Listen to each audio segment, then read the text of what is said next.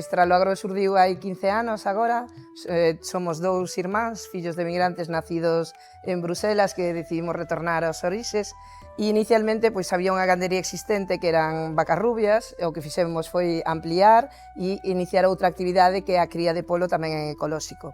Ao longo dos anos tiñamos claro tamén que queríamos comercializar a nosa carne, chegou ese momento que foi no 2020 que realizamos esta, digamos, a segunda parte do proxecto de Traloagro, que é o biocentro cárnico, esta ecotenda con carnicería e tamén temos outra carnicería na Plaza de Abastos de Lugo.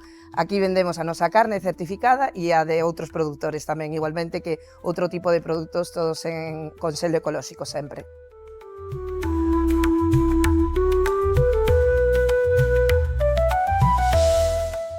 En canto ao sistema productivo tamén o que nos diferencia de non solamente conseguir un selo ecolóxico, que o selo neste caso que é o CRAEGA, que é o Consello Regulador da Agricultura Ecolóxica, certifica principalmente o manexo e o sistema de producción, pero non certifica todas as modalidades dentro de ecolóxico, e me explico.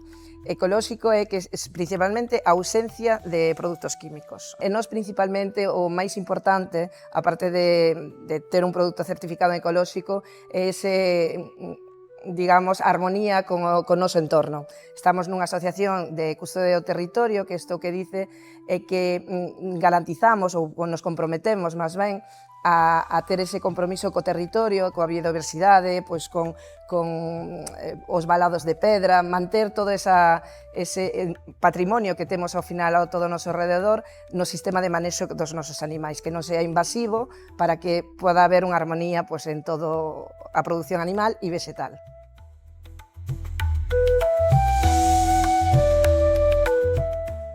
E todo é en extensivo, é unha gandería totalmente extensiva, quere decir que os animais están os 365 días do ano en libertad, neste caso bovino, pois os becerros están coa nai hasta o destete natural en torno a 9-10 meses e sempre son animales alimentados a base de pastos. Non utilizamos concentrados, sí que lles damos un suplemento de forraxes que facemos nós mesmos na propia gandería. Non? E despois o proceso aquí no biocentro cárnico, pois principalmente primamos o que é o proceso manual.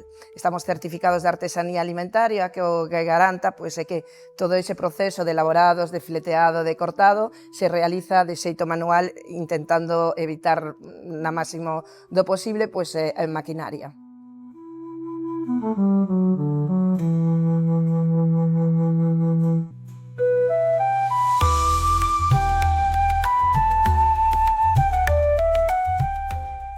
Nós, desde un principio, demos moita importancia á imaxe, non querer transmitir que desde unha zona moi rural podemos levar adiante un proxecto innovador, tradicional á vez, pero tamén con un toque moderno e innovador e con unha imaxe cuidada. Realmente o nombre é o lugar onde está ubicada a casa dos avós, que, buscando un pouco na historia de por que se chamaba Traloagro, pois prácticamente en todos os pobos de Galicia, digamos, a tipoloxía era un núcleo, que era o pobo, ao rededor dese núcleo había os agros de cultivo, que era onde se cuidaban as vacas, onde había as hortas, e despois desa zona de agro, pois era a zona, digamos, de monte, abandonada, non?